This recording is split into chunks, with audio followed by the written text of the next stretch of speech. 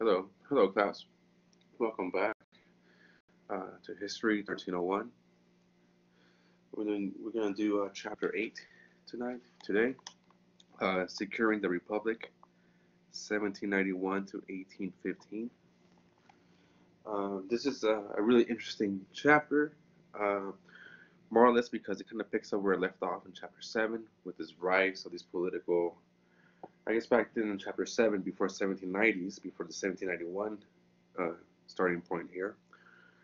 Before the 1790s, politics was divisive. There was definitely some differences there. Not everybody agreed, as we've seen in the convention for the U.S. Constitution when we scraped the Articles of Confederation. Right, we have always compromises. Right, for example, the New Jersey plan and the Virginia plan. Right, there were two different views and two different factions, political factions, and that's the way that politics was run prior to 1790s. It's factionalism, which is different from today's, I guess, politics, which is party politics. So the big difference between factionalism, these factions, is that factionalism, these political factions, are usually pretty small in scale, relatively compared to political parties. So political factions are temporary, usually. They're for specific interest, right? So special interest groups. Um, they're regional or local. They're not national. For example, like the Republican Party or the Federalist Party, as we'll read on in this chapter. So they're temporary, they're local, and they're regional. Whereas political parties, they're just more national. Uh, it's a bigger breadth and scope changing politics and being engaged in politics. Whereas factionalism is very specific, and regional, and local. So in April 30th, 1789, in New York City, so this was a capital, the temporary capital of the new nation of the U.S., George Washington became the first president under this new constitution that we adopted, 1788. Above all, the main thing that he gave in his inaugural address, his first address to the nation, of course, it was not televised or anything, it was in public, in what we call now Freedom Hall in New York. Uh, there, his main overall arching message was about political harmony. We need to be unified. Right? I mean, this is the whole purpose of the articles of getting rid of the Articles of Confederation in the U.S. Constitution, is to become a unified state, right? The United States. Thus, political parties, even political factions, were seen as divisive, detrimental to the success of this new United States, this new emerging republic. So maintaining political harmony was the main key, the main message, the main goal for Washington in his first two terms. Washington was seen as this symbol of the so-called American Cincinnatus. Cincinnatus is, I think there's a double N in Sin. Or anyway, Cincinnatus is this Roman general who led the reconquest of Rome to become an empire again. And he was also given the choice, just like Washington had the choice after the American Revolution, to become pretty much like a dictator, become a monarch, become a King George, this time King George Washington. Instead, he chose to retire back to his countryside, back to his farm, and become a farmer. So this choice of George Washington highly resembled what Cincinnatus did. Cincinnatus did the same thing after he helped. He was a general as well as Washington, and he helped defeat, I think, the Barbers or some kind of some Vandals or some kind of a barbarian tribe that was ransacking Rome. So he had the chance to become the leader, right? An emperor for Rome, Cincinnatus. He chose to go back to his farm, right? This epiphany, this not epiphany, this epitome of self-sacrificing republic virtue. This is what George Washington also resembled with his action of wanting to return back to his farm. Of course not. He was elected president, and then he chose to stop becoming president after the second time as part of this right self-sacrificing republic virtue. um, all right. So in the spirit of unification, and I should probably change this because I'm going to go over time. In the spirit of unification,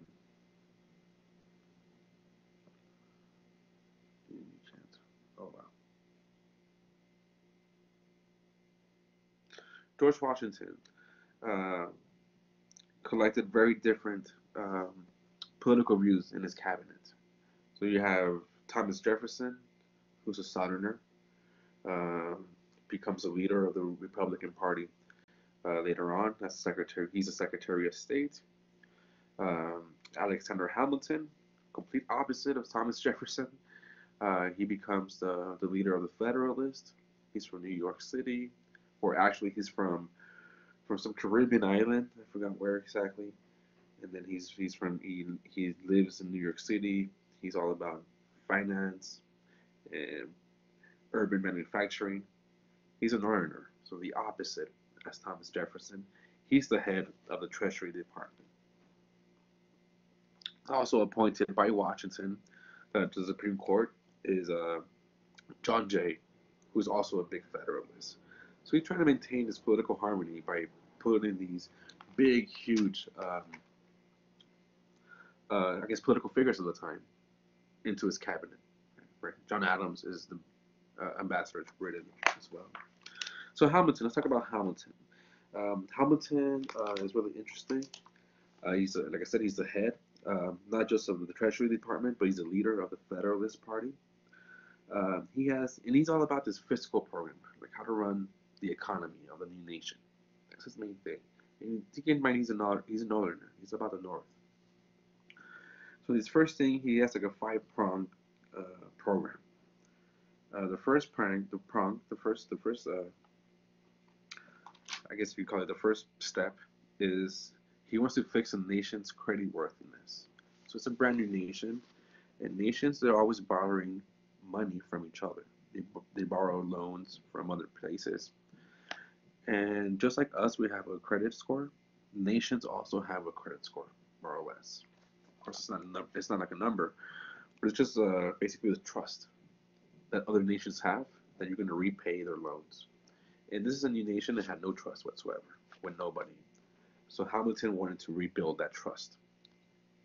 That's the first step. The second step was the U.S. had amassed a bunch of debt from fighting the revolution against Britain.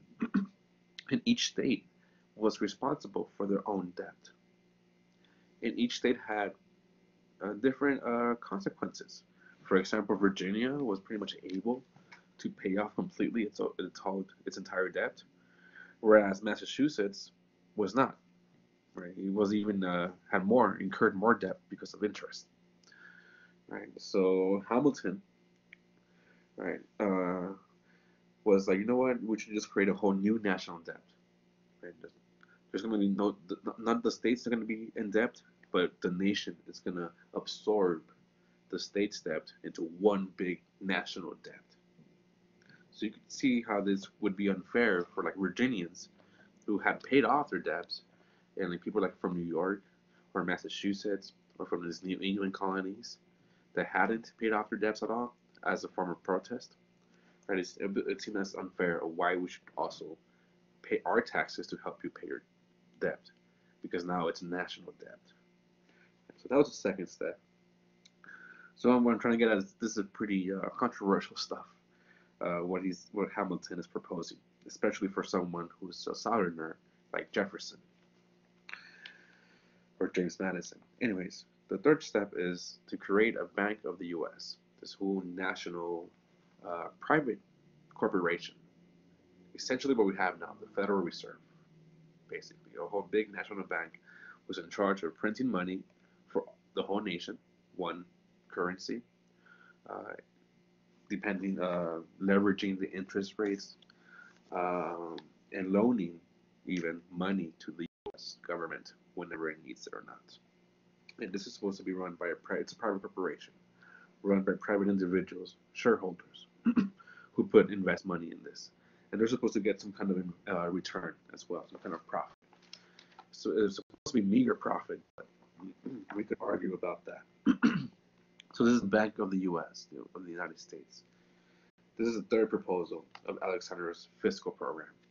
The fourth one was a tax on whiskey producers. Right?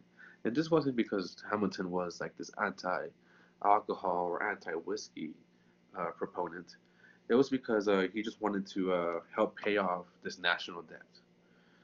And I don't know why whiskey really. There must have been a really good reason why Jefferson asked. Hamilton hone in on the whiskey production. Maybe he thought because it was like a back country type thing, it would not affect that many people. Again, he was all about mass manufacture, about big banking, about big finance. This is Hamilton. So he put a tax on whiskey that straight up hurt a lot of the farmers in the back country who were grain producers. So farmers would produce grain, would cultivate grain, basically, more likely said. And in grain, if you chop it off, it only has like a certain shelf life, grain.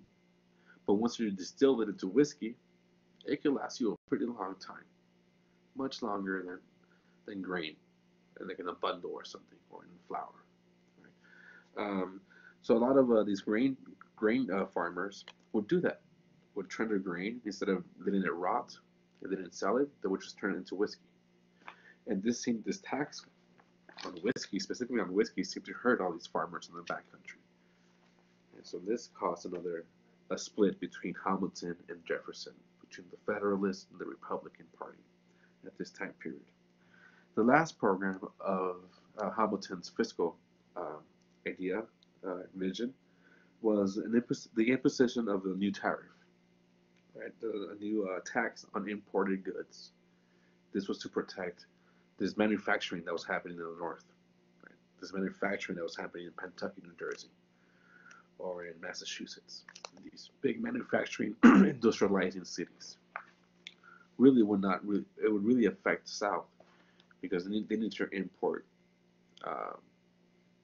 farm equipment, right? So it's a really lopsided view that he has. That's definitely just gonna benefit northern financiers and northern lawyers and northern big businessmen. What Alexander Hamilton had in view with this fiscal program was this powerful commercial republic.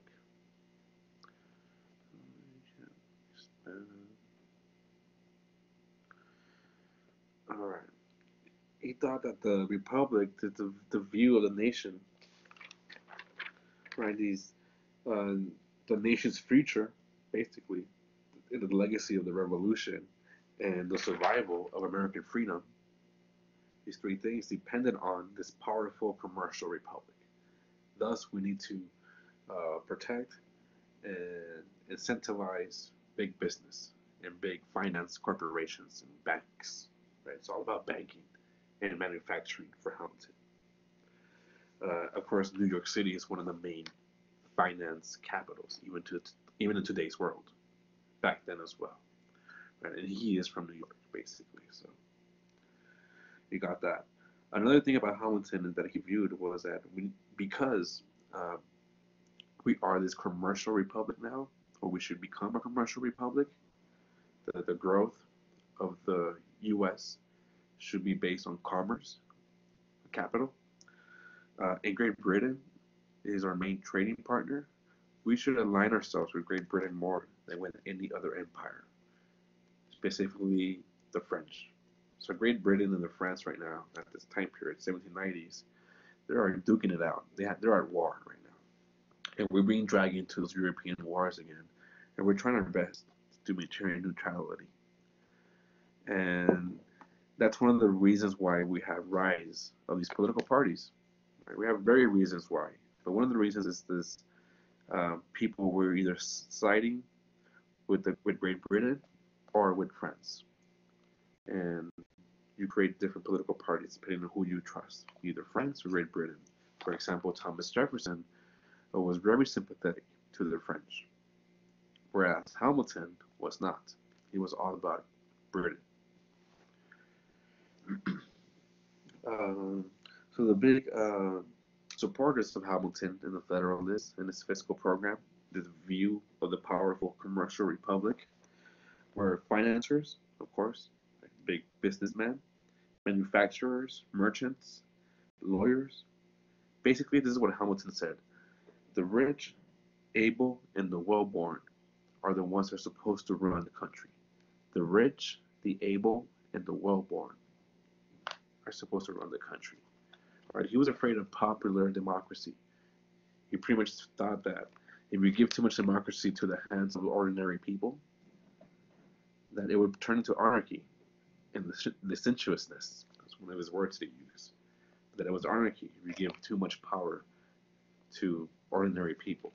So you got to give it to the rich, to the able, and to the well-born.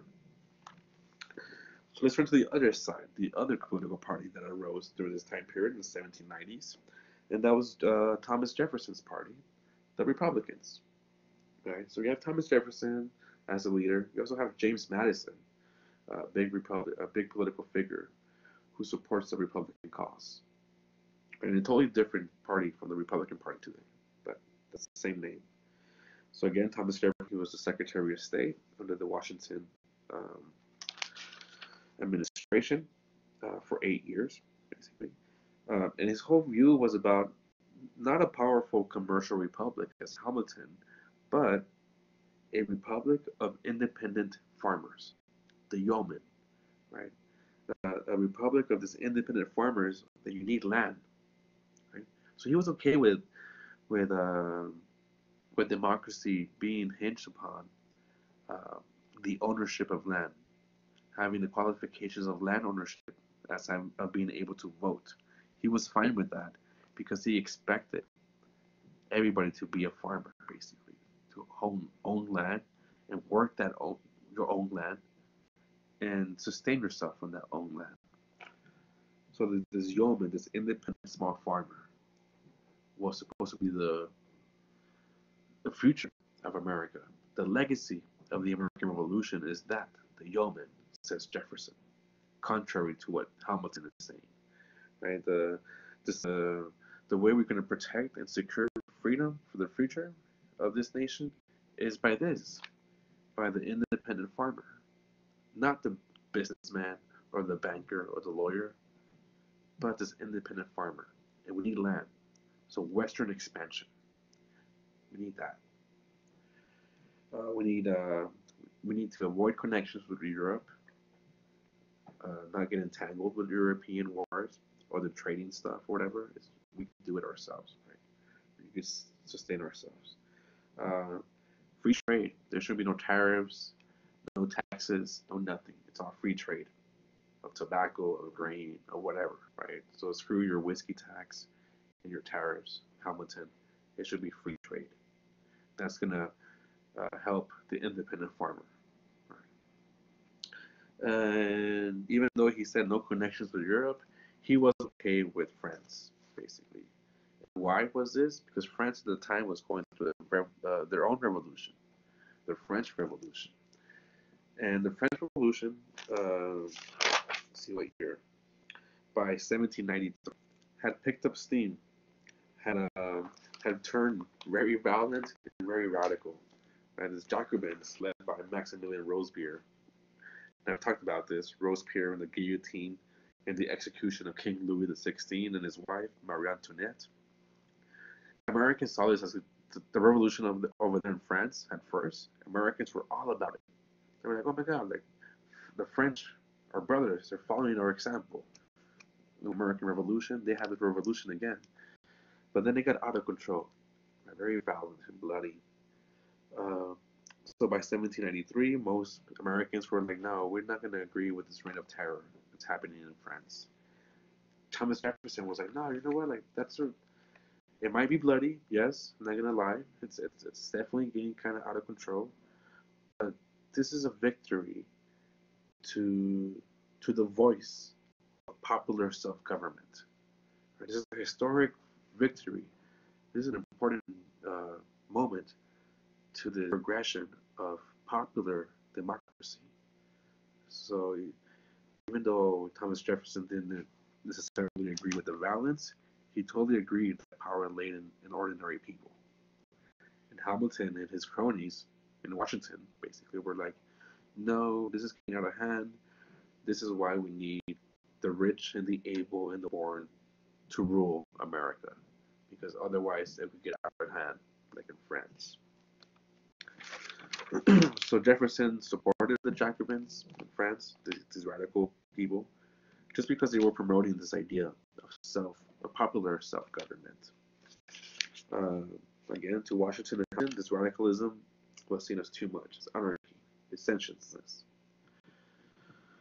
So they advocated for, and this is they now. I'm talking about Hamilton and Washington, who is the president and the head of the Treasury Department. They advocated more for an allegiance with Britain. They allied themselves more with Britain. However, there was a so-called permanent alliance between France and the U.S. that dates back to the American Revolution to 1778. The reason why we won a revolution against the British was because the French helped us out. But now the tables have turned, and we're siding with the British because they're definitely more superior. Their naval and their economics, they're way more powerful than France. And again, this is the vision that Washington and Hamilton have, right? This commercial republic. So what happens? So we have this guy. So again, George Washington, nonetheless, even though he is a Federalist by now, he's pretty much agreeing with Hamilton all the time. He's still trying to maintain harmony, political harmony, with Jefferson and Hamilton. This big split. One of the big, examples of maintaining this political harmony is the so-called Hamilton-Jefferson bargain. So there's one dinner with Hamilton, Alexander Hamilton and Thomas Jefferson. They get together and they strike a bargain. You know what? We're gonna stop fighting, right? It's political harmony, but we're gonna make a truce. We're gonna make a deal. We're gonna make a bargain. So okay, Hamilton, us Southerners. This is Jefferson talking. Okay, Hamilton, you'll keep your fiscal program. We'll implement that, or you keep that. However, we're going to move the capital from New York City to Washington, D.C., to the south, pretty much between Virginia, right? Where Virginia is at. That way, Southerners have a bigger influence in the national government, which becomes true for decades afterwards. So that's a bargain they make between Jefferson and Hamilton.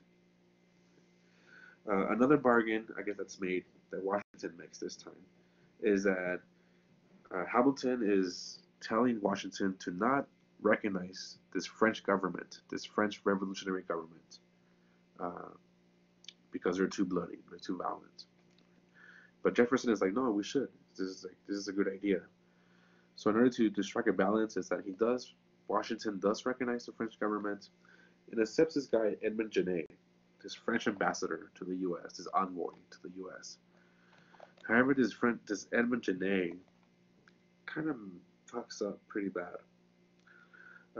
Genet begins paying U.S. ships, right, so U.S. merchants, to go ahead and attack British ships, British vessels, under the French flag.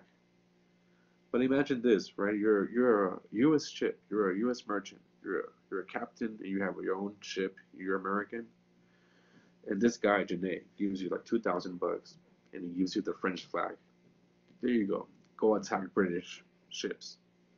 If you get caught, who's gonna get in trouble? It's gonna be the captain, who's American, not really the French.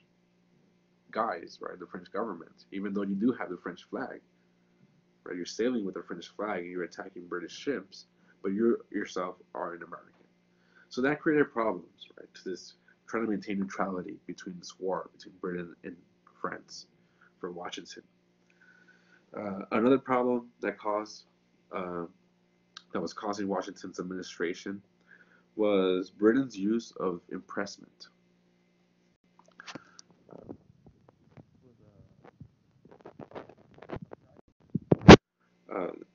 Basically kidnapping American or other nationality sailors and enslaving them. So this would be the British Empire or British government out in the sea. When they would attack another vessel, they would either kill you or you be enslaved, and you will become a soldier for the British Empire. So this this practice of impressment was something that was also hurting American vessels. So America was caught in between this war between the French and British, and it was just not good for us. Um, this guy John Jay, Federalist, right? He was the Supreme Court, the head of the Supreme Court. We sent him to Britain in 1794 to go do a peace treaty. It's called the Jay Treaty, and it was totally freaking whack, for the lack of a better word. The only thing that Britain accepted or gave up was to abandon some outposts that they have out here in the western frontier, way out there in the Great Salt Lakes. And this is in 1793, 94, 1794, this Jay Treaty. And Britain still had this outpost. As a matter of fact, Britain agreed in 1783, about 10 years before, that they had already abandoned these western outposts, but they hadn't. So this is what the Jay Treaty gave us. We weren't able, or John Jay wasn't able to convince the British government to give up on the practice of impressment that continued and actually increased. And in return, for Britain, the only thing that they gave us was to get rid of those Western outposts. What we gave them was that we recognized their superiority. We favored British goods over French goods. The consequence of the Jay Treaty, though, however, was that it canceled this permanent allegiance between the U.S. and France. That long allegiance we had with France that dates back to 1778 was gone, was canceled. Also, this the Jay Treaty directly led to the creation of these political parties, officially, the Federalists, the Republicans.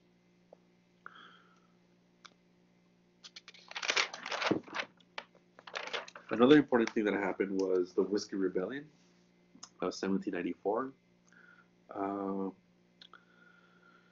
The Whiskey Rebellion was pretty much what you expect. It was a bunch of grain farmers that were used to distilling their grain into whiskey, as I explained earlier, just now. And they rebelled against the Pennsylvania governor because of this tax that was imposed on them on whiskey. So Washington dispatched about 13,000 militiamen to suppress this. It was a bloodless rebellion, but it kind of showed, how the Federalists, it kind of gave them a justification of, look, if we give democracy and power to the ordinary people, you'll have rebellions. You have this. So that's what we need, the rich and the able to govern the country. Another current movement in this time period was the rights of women were being discussed. And this was as an example of the rhetoric of rights as equaling freedom. So you have people like a woman like Mary Wollstonecraft, and this is in Britain actually, but Mary Wollstonecraft in 1792, she published A Vindication of the Rights of Women. Extremely influential. Even to this day, Mary Wollstonecraft is still very influential. She didn't directly attack traditional gender roles, but what she did claim was that women need greater access to education pretty much equal access to education and paid employment. Another woman that also in the same vein as greater educational access was Sergeant Murray. And one of the excerpts of the primary sources for your assignments is part of her essay on the equality of sexes. And this was published in 1790. So you might want to take a look at that. It's pretty cool. So yeah, but anyways, this whole current, right, was about giving women the rights. And it was about freedom, right? So now rights equals freedom in the minds of most Americans now. So let's turn now to the next president after George Washington, and this is John Adams. So in 1796, John Adams, he's part of the Federalist Party, right? So George Washington is also a Federalist. So John Adams is a Federalist, and his running mate is Thomas Pinckney, and these two people are running against the Republicans, which is of course Thomas Jefferson, and this guy from New York, Aaron Burr. He's kind of important. Aaron Burr. So back then, the way you pick presidents was very different from not very, but kind of different from today. So it was like a winner takes all process. So basically, the one who has the most votes becomes president. The one who has the second most votes becomes vice president. The framers, the writers of the U.S. Constitution, didn't expect political parties to arise. So you didn't vote according to political party. You voted according to your own favorite candidate. So it was very possible, for example, that a candidate would become president of one political party, and the vice president will be from the opposition. And this is exactly what happened in 1796. John Adams became president. He's a Federalist. And Thomas Jefferson became vice president. And he's a Republican, right? Because he got the second most votes. Right, so 71 to Adams. Jefferson got 68. Very, very close. Burr didn't get elected, or the other guy, Thomas Pinckney, whatever. And so it was a winner-take-all process. So, it's going to be kind of weird, right? If you have, John Adams was a Federalist as president, and his vice president is Thomas Jefferson, his political opponent, in essence. So the Adams presidency is just marred by all these crises, right? This is the foreshadow of what's going to happen, right? And pretty much if we get together, two people that hate each other in the same house, the White House, it's just going to go down. So shit went down. One of the most important crises that happens was in 1797, the Xyz Affair. So basically, we're trying to renegotiate this permanent allegiance that we had with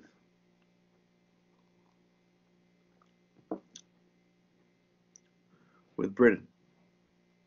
And this permanent allegiance, we wanted to renegotiate, right? We were with friends. We were with friends here, with the French people. And we didn't want to lose, right, the French. We didn't want to get in war with the French or with Britain. So we wanted to renegotiate this allegiance we had with France. But the French officials, they basically just said, even to begin negotiations, you got to pay us personally. There was 3 of them, a certain amount of money. I forgot their exact names, but they pretty much asked for a bribe from the U.S. just to begin negotiations. And this was known as the Xyz Affair, because John Adams, he knew their names, but when he went to Congress to report on this, he just named them Mr. X, Mr. Y, and Mr. C. Pretty much asked for a bribe to negotiate with us, to just go to the table to negotiate. By the next year, we were kind of in a war with France, basically, this quasi-war with France. Luckily, Adams by 1800, our President Adams was able to negotiate some kind of peace. Was not able to renegotiate that allegiance, but we're not in a war with France no more. So that's the XYZ affair. Right? Basically, we're not respected abroad. Right? These French officials were asking a bribe from to the U.S. government. Like, you pay us first, and then we'll talk to you. Right? That's how low they looked upon us. In 1798, the next year after this XYZ affair, John Adams passed the Alien and Sedition Act. This is a pretty important one. Alien and Sedition Act. So the alien part of this Alien and Sedition Act was that any immigrant that was deemed dangerous by the federal government was able to be deported without question, without due process. So if you were an immigrant, a recent immigrant from somewhere else, if you were not born in the U.S., and you were deemed dangerous, according to the administration of Adams, you were liable to be deported. The Sedition Act was for anybody, whether immigrant or U.S. born. Prosecution was authorized if you said anything critical about the U.S. government, whether in the publication or in the assembly, by speaking or by writing. If you said anything critical, say about John Adams or about anybody in the government, you were liable to go to jail and be prosecuted. So this is the Alien and Sedition Act. Of course, extremely unpopular. Right? This was just perfect weapons for Jefferson and his Republican Party to be like, aha, look at Federalists. They're just like we told you. They're monarchies. They're aristocrats. They're taking away our rights. They don't want to expand democracy to the masses. They want to concentrate power to themselves. All right, so on and all, 18 people got charged in the Sedition Act. They went to jail for this. And it basically resulted in this, what I'm saying, like the weapon for Thomas Jefferson and James Madison. And you can see this with the Virginia and Kentucky resolutions, which kind of called for, if Congress passed a law that was unconstitutional, the states had the authority to rebuttal that law, to get rid of that law, to not follow that law. So it kind of like re-established states' rights again. Kind of foreshadowing the Civil War here. All right, so let's move on to the next election. This is the election of 1800, the so-called Revolution of 1800 to Thomas Jefferson. So finally, Thomas Jefferson gets elected. This is all because Federalists look really, really bad. Right? They're all about centralizing power. So Thomas Jefferson runs with Aaron Burr again, the same ticket, the Republicans. The opponent is John Adams. He was expected to be reelected, but he was not. And Thomas Pinckney. This was a funny election again. Right, this is a winner take all. So technically, Jefferson and Aaron Burr, same ticket, the same Republican Party, they were tied. They both got, I guess, 74 electoral votes. So this created a crisis, right? Especially for the Federalists. They're like, holy shit, what do we do? We definitely don't want Aaron Burr to become president. Hamilton and Aaron Burr were arch enemies. Aaron Burr was a really, really extreme Republican and absolutely hated Hamilton and his fiscal ideas. So Hamilton knew that if Aaron Burr was elected president, he would completely gut what Hamilton and his party had worked so hard to accomplish. So Hamilton stepped in to pretty much tip the balance to Thomas Jefferson's favor to become president. So anyways, to avoid this crisis again, now we have the 12th Amendment in the Constitution, where each electoral from the Electoral College votes for president and then votes for vice president separately, not just together as a winner take all. An example of how much Hamilton and Burr hated each other. In 1804, Hamilton called Aaron Burr out for a duel, shoot each other out, because Burr made fun of him at a bar. They were in New York City. That was illegal to do a duel in New York City. So they went across the river, the Hudson River, to New Jersey, where that was legal. And yeah, lo and behold, they had a duel. Fucking Aaron Burr killed Alexander Hamilton in a duel in 1804. So yeah, these political rivalries were definitely very, very passionate. Right? It was the age of passion, some historians have called it. Right? To be sure, though, the election of 1800, Thomas Jefferson or either Aaron Burr would not be elected if it wasn't for the 3/5 clause. So the 3/5 clause was that every slave was counted as 3/5 as a person to for the voting, for representation of voting. So that's why Southerners had more electoral votes than Northerners, because they had a bunch of slaves in the South.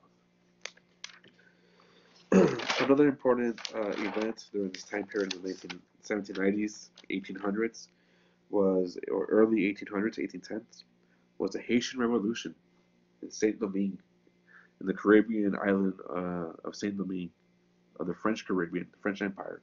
This was the crown jewel of the French Empire over here in the Caribbean. Super, super profitable sugar plantation, basically. This island. We have this rebel, this ex-slave rebel, Toussaint Louverture. It's an amazing guy. Definitely should look into him. One of my heroes, actually, Toussaint Louverture. He basically led the slave insurrection, killed off all his masters, took over Haiti, took over Saint Domingue, and then by 1804 they became the first independent, I guess, black nation in the world, basically. Kicked out the French, kicked out the British out of there, and to this day Haiti is still like a black nation. Right? It's the first. It was a slave insurrection that totally just won independence of that whole little country. It's a small little island. It's actually broken in two. There's Haiti and then Dominican Republic. But anyways, these Haitians, these rebels, these ex-slaves, the slaves that insurrected against their masters, were using the same rhetoric as the American Revolution. Right? Give me liberty or give me death. Right? Freedom, liberty, and stuff. Right? Yet, for these white Americans over here in the U.S., the Haitian Revolution was seen as a very, very fucking close threat. Right? This is super, super close to home. So the slave, it just fueled fears and anxiety of slave insurrections here at home. So the Haitian Revolution kind of spurred or inspired a lot of state governments to increase their black codes and to curtail freedom to slaves and to free slaves in the states. And so it just increased this fears and anxiety for white Americans about slave insurrections here at home. And that did happen, actually, right? One perfect example of that, among many, is Gabriel's Rebellion. Gabriel's Rebellion was in Richmond, Virginia. This happened in, what year was it? 1806, somewhere around there. Early 1800s, 1804, 1806. Inspired by the Haitian Revolution, this blacksmith, some guy that works with metals, named Gabriel, he was a freed slave. His brother Solomon, also a blacksmith, and then this preacher named Martin. Right, so these guys are kind of like not professional, but they're artisans. They're freed slaves. So Richmond, Virginia, had this community of freed slaves, and this was like the hotbed of the rebellion here, of Gabriel's Rebellion. The whole plot here was to hold the governor hostage. The governor of this was in Richmond, Virginia. So the governor of Virginia hold this motherfucker hostage, kill as many white people as he can along the way to the capital, right, to the governor's house, except for Quakers, Methodists, and for French people. These were cool. These were the cool white dudes, white people, right? The Quakers, because they were against slavery, right, from the beginning. The Methodists as well, they were abolitionists and against slavery. And the French people were also, right, not against slavery. They were nicer than the white Anglo-Americans. So Quakers, Methodists, and French people were to be spared. But any other white person, kill them, chop their heads off. This was the Greybull's Rebellion. But before I even initiated, this plot was discovered by the authorities of Virginia. Soon enough, they hanged Gabriel, the leader. And there was a lot of critics of what to do afterwards. Like, how should Virginia move forward from this? A lot of people were saying, like, you know what? Obviously, these slave people, these black people, they want their freedom just like anybody else. So we should probably give it to them. But the Virginia legislature at the time was like run by slave owners, so they're like, no. What we need to do is to curtail and cut their freedom more. So in 1804, the Virginia legislature, no, in 1806, I'm sorry, the Virginia legislature passed a law that any freed slave was required to leave the state. And if this freed slave didn't leave the state, he or she was liable to become re-enslaved. That was the law. Right? So it just kind of hardened, right, these racist ideologies for these Virginians, right? This anxiety of slave insurrections, how do we call it? Not by giving them freedom, but by suppressing them, by taking away more freedom from them. All right, so this is the Adams presidency. So now let's move on to Thomas Jefferson finally becomes in power. Thomas Jefferson becomes elected. He is the first president actually to to start his term in Washington D.C. Right before Jefferson, there was Adams, and then there was Washington. The capital was in New York City. Now, because of the Hamilton bargain, Jefferson is in Washington D.C. Supposed to be this great city by this French-born architect Charles L'Enfant. This Freemason, that the grid line is all Masonic symbols, and everything in Washington D.C. is all Masonic symbols. So if you like that stuff, look at Charles L'Enfant and the architecture of Washington D.C. Anyways, what's the important stuff about Jefferson and power? Some important Supreme Court decisions. So Jefferson is a Republican, right? He's all about decentralizing power, giving power to the independent farmers, right? Whereas Hamilton is all about the centralization of power. So the first important Supreme decision, and remember the Supreme Court is run by Federalist John Marshall. John Marshall is the head of the Supreme Court. He's a hardcore Federalist. He's all about expanding national power. And he's totally contrary to the Jeffersonian view of the yeoman, of this independent farmer. So there's the Marbury-Madison Supreme Court decision that establishes judicial review. This is what the concept of what we call judicial review. The Marbury versus Madison. Judicial review. So what is judicial review? So in 1803, basically what this stipulates is that the Supreme Court has the power to determine whether whatever law that Congress makes is constitutional or not. I also remember that Thomas Jefferson was talking about that states should have that power under the Kentucky and Virginia resolutions. John Marshall here was like, nah, it's the national government. It's going to be the Supreme Court who decides what is constitutional and what is not constitutional. Judicial review. That's Marbury versus Madison. Then another Supreme Court decision under John Marshall, under Supreme Justice John Marshall, was Fletcher versus Peck. And this just extended this process of judicial review to include state laws. So now the federal government has the authority to look at state laws and see if they're constitutional or not. So again, taking away power from the states and centralizing it to the national government. This is what the whole Federalist thing is all about. Totally against the Jeffersonian view.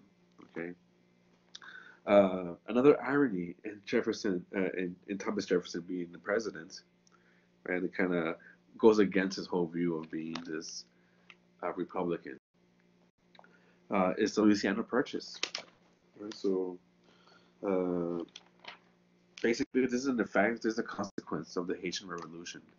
So Napoleon Bonaparte spent a lot of money and resources trying to suppress the Haitian Revolution. He was never successful.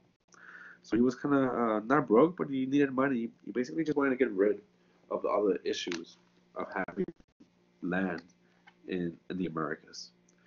So he made a deal with Thomas Jefferson to develop the Louisiana Territory, which is everything from the Mississippi River all the way to basically the Great Lakes, Great Salt Lake to the Rio Grande and go upwards, the mountains, the Rocky Mountains. So from the Mississippi River to the Rocky Mountains, basically all that area was sold to Jefferson by Napoleon Bonaparte for the mere fucking price of $15 million, which in today's money, is about $250 million. This is the best deal in real estate ever in history. Right? Hundreds of miles of land just given. Of course, there's tribes there, right? There's the Comanche, there's the Apache, there's a whole bunch of Indians, Native Americans that live there, and are claiming their own land there, but France just sold it to the U.S. for just $15 million.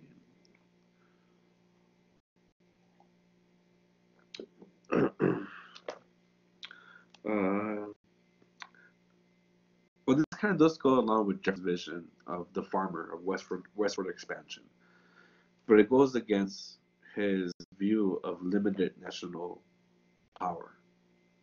Right? Nowhere in the U.S. Constitution does it say that a president is able to buy, or that Congress is able to acquire land or buy land, and he did that. So, these ironies in the Jeffersonian presidency. Right after we bought the land, the Louisiana Territory, we sent Lewis and Clark, and these two explorers, Meriwether Lewis, William Clark. They're both Virginians, right? They're friends with Jefferson, actually. They're veterans of the Indian Wars in the Ohio Valley, and their objective was two-pronged, with two goals for the objective of the Lewis and Clark expedition. Of course, it was to explore this new territory, this vast territory we just acquired from the French. But there was two long-term goals. One was scientific, right? Just basically explore, right? What animals, what plants, what fauna, what flora, what tribes, right? What do we have here, right? We'll just categorize things, right? Science. And then the second one, which perhaps was the most important one, was commercial. What kind of trade routes can we establish? Right? So this kind of relived or revived the notion or the dream or the goal of the Northwest Passage, of this passage that we could reach all the way to the Pacific, into Asia. So that lucrative market in Asia. The very first reason why Christopher Columbus set sail to the ocean blue was to go to India. Right? He landed here in the Americas. Right? And now we're still there, the Northwest Passage. How do we get to that market over there still? There's a way to get over there, going west still. So this kind of revived the notion, this Lewis and Clark expedition. So long story short, Lewis and Clark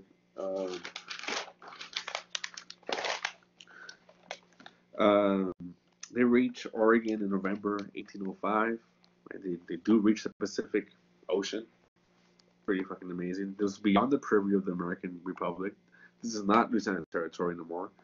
This was contested borderlands between the Russians and British and Spain.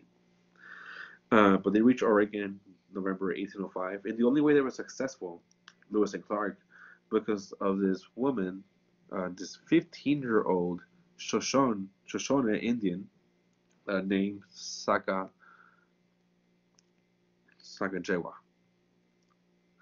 She's a female. She was 15 years old, a teenager, right? She was a guide and a translator for Lewis and Clark throughout, for most of the way, basically. Basically, she was the reason why they were successful. Otherwise, they would have been scalped. One of the consequences of the Lewis and Clark expedition was that they soon realized that these Indians were not virgin, right? Were not pure. They were well connected already with global markets, right? The Russians and the French and the British and the Spanish were already selling them stuff, right? So these Indians already had weapons and stuff like that, right? So this was the first thing they noticed, was like, holy shit, these Indians are connected to a bigger empire over here, right? This imperial world. And also it did establish a route to the west. So Western expansion was made more, Lewis and Clark was like, you know what, it's feasible to go west and come back. And we did it. So can you. Okay. One thing about Louisiana Territory I need to talk about, it was that according to the treaty or the purchase, we're supposed to respect Spanish laws or French laws, especially when it came to slaves. Right, so the French and the Spanish before them were very, very more lax. They actually gave freedom, right, more easily to slaves than the Americans did. And those laws were supposed to be respected. Of course, slowly, gradually, those laws were eroded. And we established a more American, anti-black, judicial system, justice system throughout the whole nation, not just there, which still exists to this day. All right, another important thing to talk about here is the Barbary Wars. The Barbers, this is for North Africa, a bunch of pirates that were terrifying, just all kinds of ships coming to the Mediterranean, doing trade in the Mediterranean. So what they would do is that they would ask for tribute, for pretty much like a tax, right, a toll, to get paid, a bribe, and then they would let you go into the Mediterranean. At first it was cool, we would do that, and then Jefferson refused because they increased this tribute, right, the Pasha of Tripoli, which is now in present-day Libya, increased this tribute, right? So there was these pirates that would go out there and kind of intercept American vessels and ask for a bribe to let them go through the Mediterranean. So Jefferson said no, so we went to war with the Barbers. It's called the Barbary Wars. The importance of the Barbary Wars, right, was that this was the first encounter, really, with Muslim world, with Islam. So from then on, it's kind of set this pattern of being kind of suspicious of Muslim people as being not just exotic and foreign, but even as a threat. They're going to be threatening these Muslims. Right? And this pattern, right, this view of Muslims as being threatening to American values and American way of life is very much alive today. Right? So the Barbary Wars, there's a significance of that. Another thing, let's see, Barbary Wars, I have 1908, Thomas Jefferson does not get reelected. James Madison becomes president. As a matter of fact, Thomas Jefferson doesn't want to be reelected because he wants to maintain that tradition that George Washington has. So he handpicks James Madison to become his successor. And James Madison becomes president. He's a Republican. So the Federalists here, the Federalist Party, are losing power here. They're losing influence. So 1808, James Madison becomes president. He tries his best to avoid war, but lo and behold, the first time that the U.S. Congress declares war on a nation is during his presidency. So poor James Madison. This is the War of 1812 later His biggest concern is access to markets, and this is because access to markets, free trade, is essential for the Republican vision of this agrarian, independent farmer, yeoman Republican or Republic. U.S. is supposed to be. Uh, of course, there's crises. There's a lot of passions flaring here. Uh, there's these war hawks. This notion of the war hawks. These are the senators and representatives that are always pressuring Congress to go to war right away. Like Calhoun from South Carolina, John Calhoun, who's the epitome of racism. John C. Calhoun, Henry Clay of Kentucky, these Southerners. They're all about going to war right away. Let's go to war, fuck it, man. Right, the war hawks. We still use that term war hawks to describe people in power that just want to go to war. Um, so what's going on? There's issues at home. Native Americans are still an issue, right? They're just not assimilating. They're hard to conquer. And from 1800 to 1812, 1815, there's a so-called age of prophecy. Not just in the U.S., but worldwide. There's movements about rejecting white imperial ambitions and conquest, and revitalizing native forms of life. So in the U.S., for example, we have people like Tecum, and then his brother Tenskwatawa.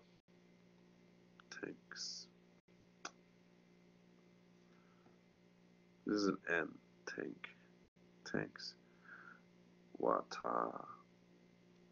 Tenskwatawa. These guys are super cool. Also, some of my heroes. So he was a chief, some Shawnee from the Shawnee tribe, Shawnees. Tecumseh was a chief. His brother Tenskwatawa was kind of like a medicine man. And in 1795, they had this religious prophet came to town, to the tribe, to the village, and pretty much he called for this complete separation from the white civilization, from white people. So separation from whites, the revival of traditional Indian culture, and the resistance to federal policies. As a matter of fact, Tecumseh had already refused to sign this Treaty of Greenville, which I think I talked about it in the last lecture. The Treaty of Greenville. Tecumseh didn't sign that treaty, giving up the Ohio River Valley area. So there's a lot of visions back then. These prophets were like roaming around Indian country and talking about, like, we're having visions, right? That Father Earth is giving us these messages of completely just resisting against white power, right? Against this white colonists and settlers. Then we need to go back to our old way of life, to the native way of life. As a matter of fact, who was it? Tenskwatawa. He was a recovering alcoholic. He fell hard for alcohol that was given by these white people, and then he recovered, right? And then he was like, "Yo, like this alcohol is part of the devil, like these white devils." So they rebelled against white people, basically.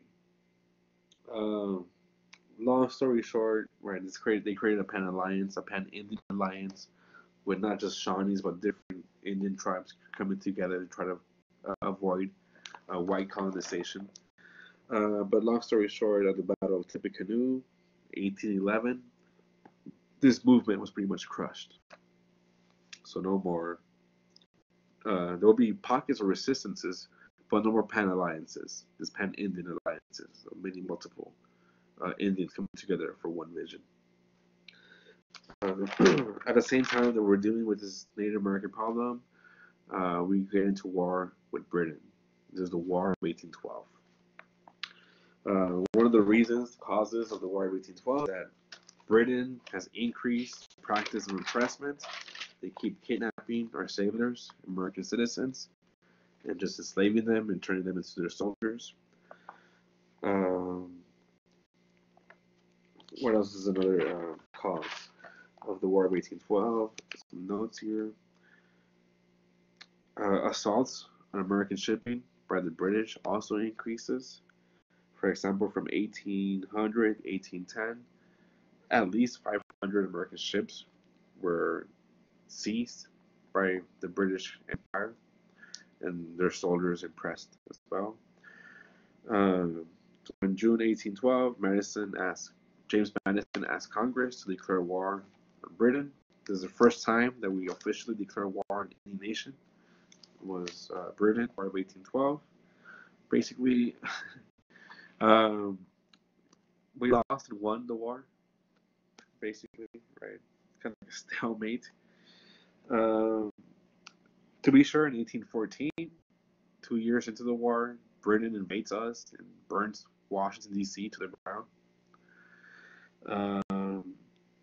One of the turnaround war that we get an upper hand was in 1814, the same, and Fort McHenry.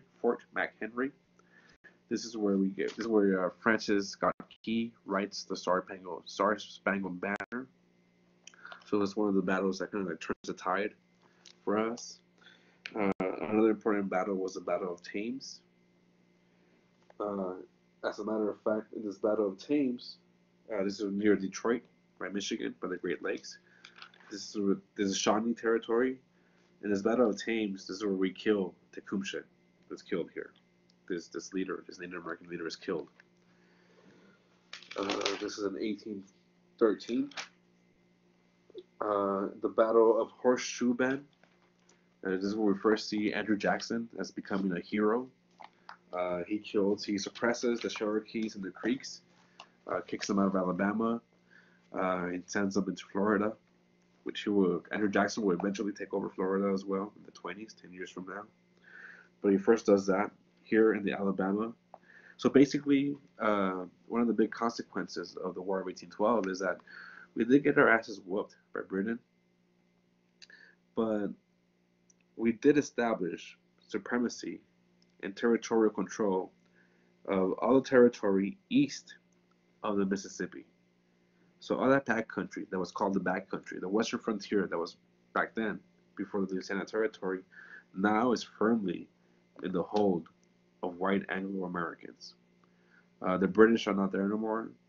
They might be in the sea, in the Atlantic, attacking our ships, but not over here towards the Mississippi. Indians now, with these battles of Tippecanoe, the Battle of Horseshoe Bend, Indians now more are a threat. West of the Mississippi, they will become a threat for a couple of decades. But now, anything east of Mississippi, we have complete supreme control and supremacy of its territory now. So that's one of the big consequences of the War of 1812. Another consequence is of the War of 1812 is that it hardens the border between Canada and the U.S. So in the War of 1812, we thought the Canadians were going to join our side, and we're totally surprised that it didn't, that they chose the British side. So for the Canadians, the War of 1812 is like their independence from the U.S. Right, so it establishes the Canadian-U.S. borderlands. And then the chapter ends. This is the end of the War of 1812. It's a big deal in Canada.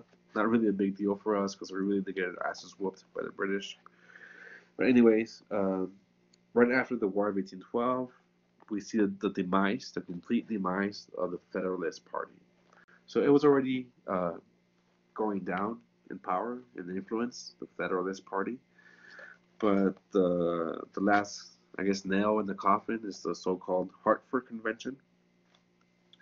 So the Hartford Convention was basically a whole list of grievances that the Federalists had against the Republican Party. And the Republican Party, because Washington, D.C. was so close to Virginia in the South, had controlled pretty much the national government. So the Republican Party, and most of the Republicans were slave owners from the South, had had control over the national government. The Supreme Court, presidencies, Thomas Jefferson, James Madison, for example. And these Northerners were, aggrieved, and they were giving these grievances that, that these Southerners are just in control now. There's no balance of power no more. So in this Hartford Convention, it asked for a couple of things that they should do, that the national government should do. One of the things it should do is eliminate the 3/5 clause, and this is what gave the presidencies to the Southerners, to both Jefferson and Madison, was the 3/5 clause. So the Hartford Convention called for this, for the elimination of that.